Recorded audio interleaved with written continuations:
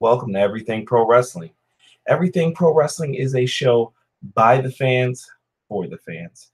And I am your host, Conrad Cushman, and I am here to talk about Impact Wrestling Redemption that just occurred live from Orlando, Florida. Guys, we're going to get into the entire show and give a big review of it. But a few things, if you like the video, make sure you click the like button. If you dislike it, click the dislike button. And also, make sure that you check the content down below. And let's get right into this Impact show, guys. I am not the biggest Impact Wrestling fan, but I do like some of the changes that they have been making recently. On the screen right now, I have some of the new championship belts that they did have on hand tonight. Wanted to get some people's thoughts on them. I think they look a lot better than they did before when they were using the Global Force Wrestling belts and they put stickers over them. To me, that was not the best look that they could have went for. We tweet that out to everybody too. And yeah, so they changed some of the belt logos.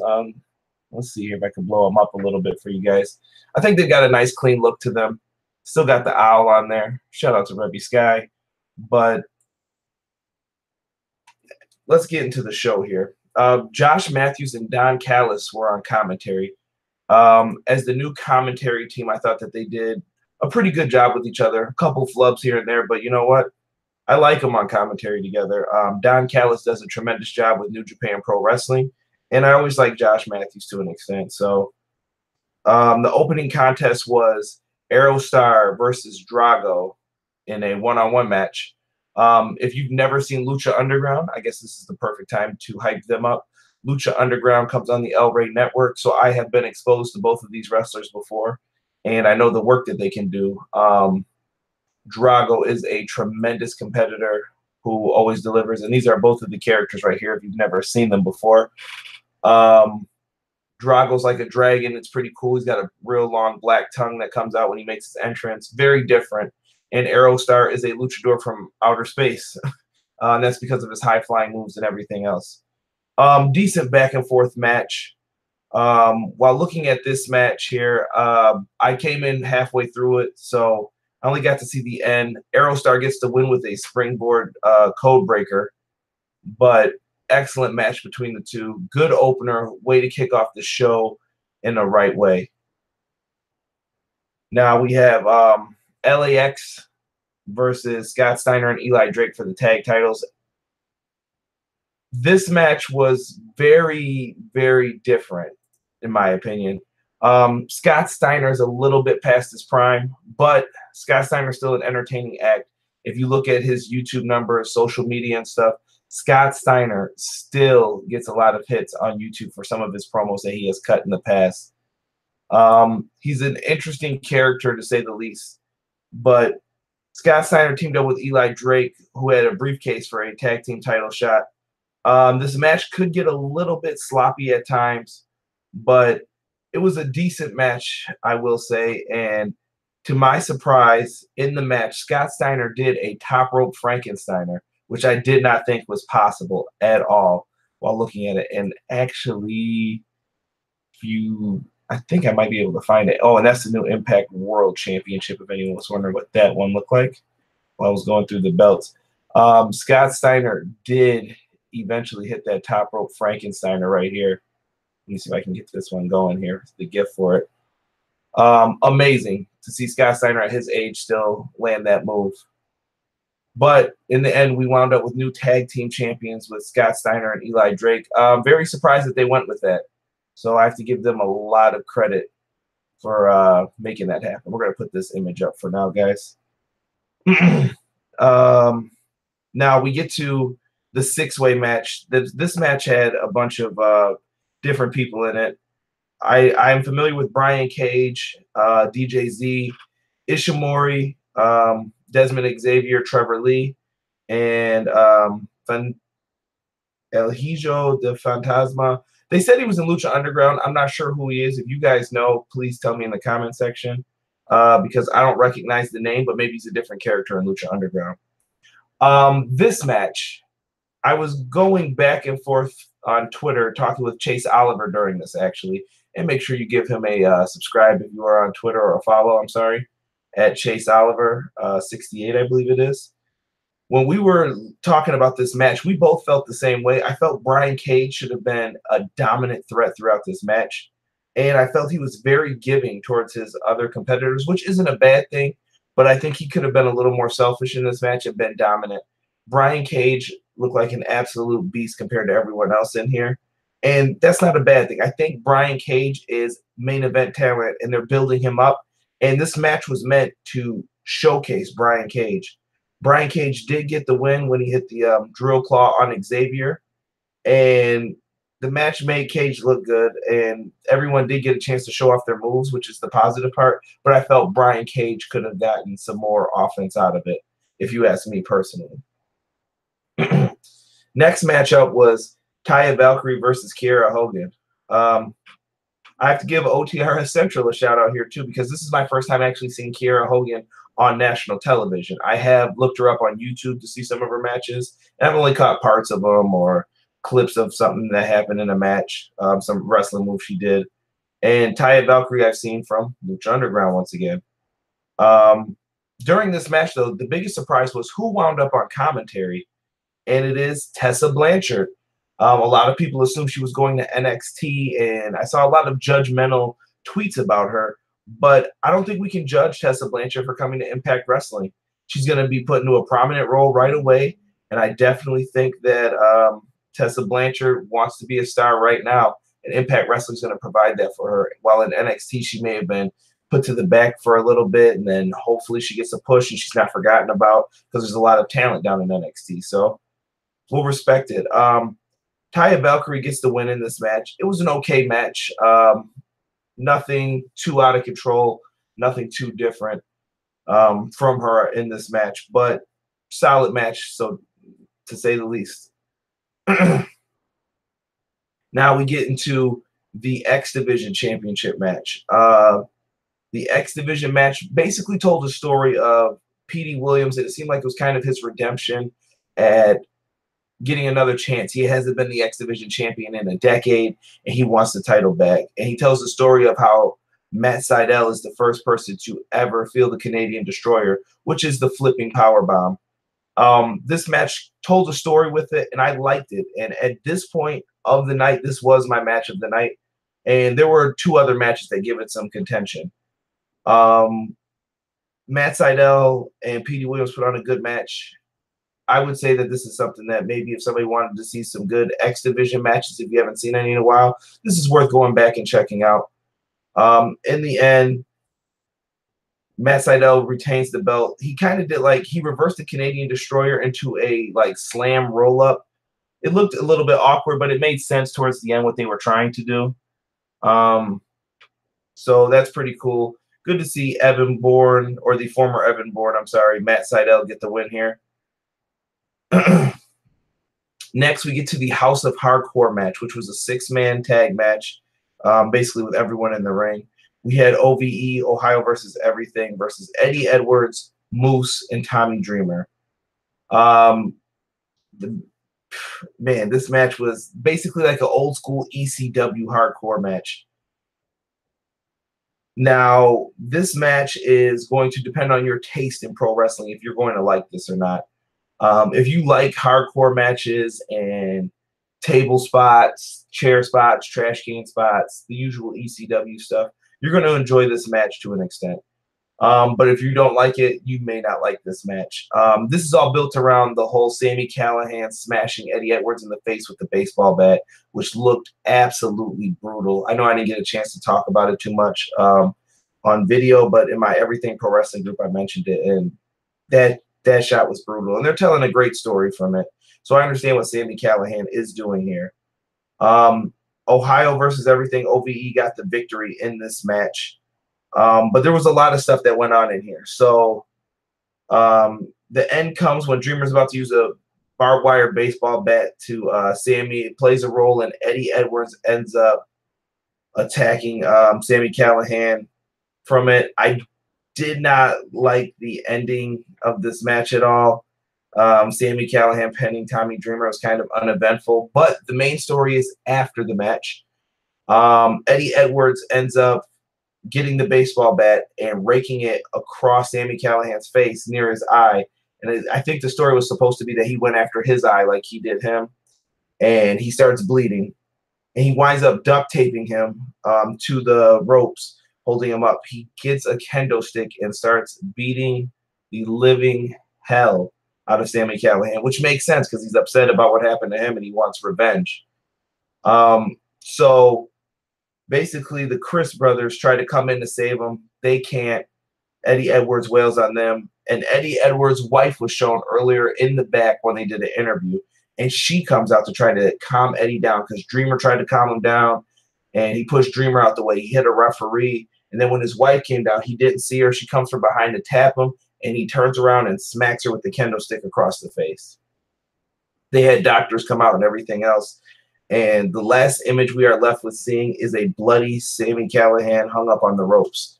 And he is left unconscious. And basically, he got his redemption on him. He got his payback for Sami Callihan doing his vicious things with the baseball bat. And I thought it told a great story, in my opinion. I don't know how everyone else felt about it, but I thought it was excellent. Let's get into Allie versus Sooyoung. Allie and Braxton Sutter are apparently broken up since the last time I've watched Impact. Shout out to Braxton Sutter. I used to actually work with him, so I'm glad to see someone locally make it. And Allie versus Sooyoung. If you don't know, Sooyoung is the girlfriend of Rich Swann, or I'm sorry, the wife, I should say, excuse me, of Rich Swann. And she's an excellent performer. Her character is very interesting in this role. It reminds me of something from a horror film like The Grudge. Basically blood coming down. She looks like kind of a bride-to-be in a horror film with her face painted up and everything else. And in this match, I was shocked. I predicted that Sooyoung would probably get the win here, but Allie gets the win with a nice roll-up here. Gets the easy 1-2-3. After the match, they kind of play out a story here where Braxton sees Sooyoung and is upset, so he proposes to her, and she grabs his face and basically hits him with a mist and puts him in a mandible claw. And I thought that was pretty cool that they did that. Decent match after match. Nothing too spectacular in this one, but this was all character development and building up, so good to see Allie get the victory here. And now, folks, we get to the main event. And that is the match that I have up on the screen here.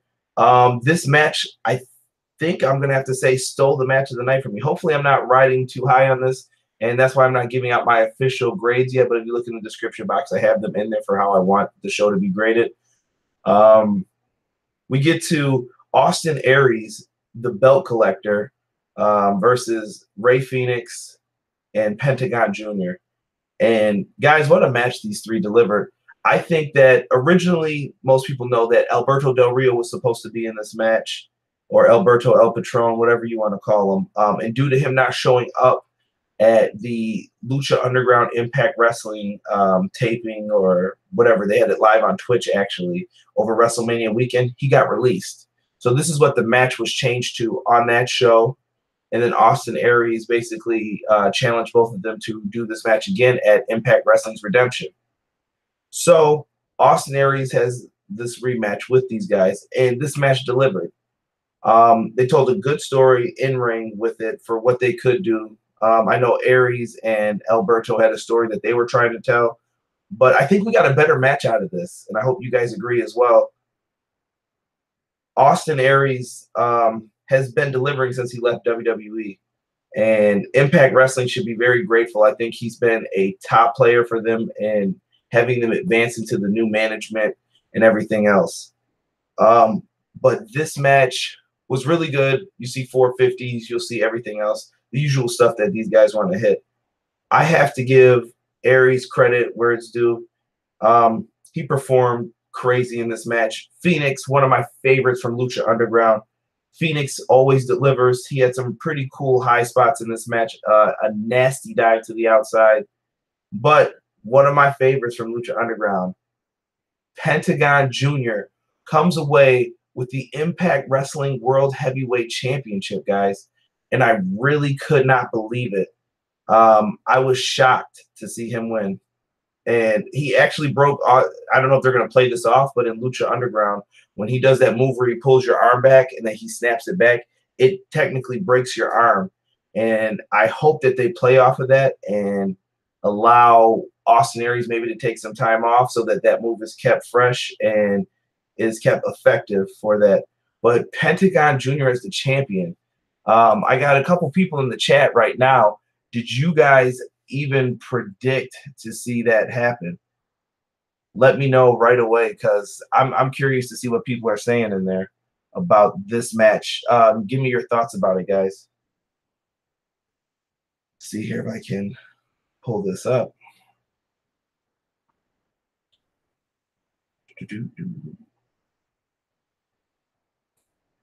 Let's see. A lot of people were happy about this match, though. Even on Twitter, everywhere. They were going crazy that Pentagon Jr. won.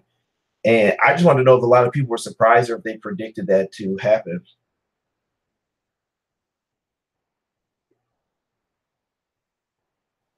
And I'm checking out some stuff right now on the show. Let's see here. See if we can pull up some tweets. Scott Fisherman was there live, and he got a really cool shot of Pentagon with the belt. And Aries did his thing, man. Nothing to be ashamed about. Overall, though, guys, I gave this show a C. Definitely something that I would say is worth checking out. And Impact Wrestling seems to be going in the right direction. There was a very cool advertisement, too, for Slammiversary coming up. It'll be in Toronto. If you guys get a chance to check out a replay of the show, make sure you check it out, because they had some it looks really cool. It looks like it's going to be in a bigger venue. I'm not familiar with that venue that they're doing in Toronto, but it looked very cool. And something else, we got Steve L talking in here. I thought it was great, but I'm wondering if this is the beginning of the end for Impact. Maybe they merge with Lucha Underground. Steve, I definitely agree. Thank you for writing that comment. I greatly appreciate it. Yeah, I would definitely expect to see more collaboration between the two. I don't think they're going to merge at this point yet. I think Impact is still holding out for hope, and that's why they brought Don Callis and who's the guy who was in charge of Team Canada? Scott D'Amore. That's why they brought those guys back in to see what happens. I'm hoping for more Tommy Dreamer. Absolutely, Steve. I think that these companies need to work together more to establish better relationships and exchange talent. That is going to be key in becoming a bigger company for yourself. And then maybe mergers will have to happen. People are going to go where the money is and who treats them the best. And I think that's key for wrestling today. Steve, what did you think of the show overall?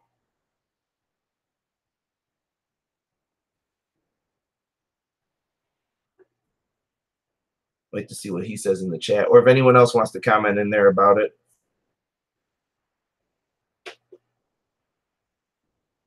But yeah, and Lucha Underground's got their season coming back up too. That's going to start, I believe it is on June 13th, if I'm not mistaken. Let me go to my Google machine here just to make sure that is correct for season 4. But if you've never checked out Lucha Underground, they do have season 1 on Netflix. I highly recommend that people watch Lucha Underground. At first, I didn't think at first I was a little weird about it, but once you start watching it and you suspend your disbelief a little bit, I think you'll get into it. Let's see, Steve, were you thinking that Del Rio was going to come back during the main event? I did not think Del Rio was going to come back. I think Del Rio has burnt his bridges, and if I was a major wrestling company right now, I wouldn't hire him. It's not that he's not a great wrestler. He's just proven that he's unreliable at this point. And I definitely don't think it's how do I want to put this? It doesn't make sense for the business, whoever it may be, whatever company, to bring Del Rio in when he has shown that he has talked crap about his former employer with WWE. He let down Impact Wrestling after they gave him a chance, and he kept talking about WWE previously before that. I don't know what's going on with Del Rio at this point, or El Patron, but I feel like he's been a little bit toxic, basically, to any wrestling company, and I think he needs kind of a timeout and to get away from all of it, whether it's for family reasons or something else. And let me see here. I got the video for it, but I'm looking for the date that it returns. Let's see here. And calm their nerves. I want to say it was. Am I right in June 13th? Let's see here. I liked it. Thought the Sydal match was the best. I give it a C. I'm happy that they had a pay-per-view. Dreamer match was great. Absolutely. Steve, I'm on the same page as you with a lot of the thoughts on the show. I greatly appreciate everyone who took time to check out this review. It was live, so it's a little bit wonky and all over the place towards the end here while I'm chatting up with Steve. Steve, I greatly appreciate you watching. If you guys do want to check out the Everything Pro Wrestling group, Facebook group, my podcast, everything else is down below. You guys can check it out in the description box. Leave a comment down below. I appreciate everyone who took time out to watch. We are out. Thank you very, very much. Peace.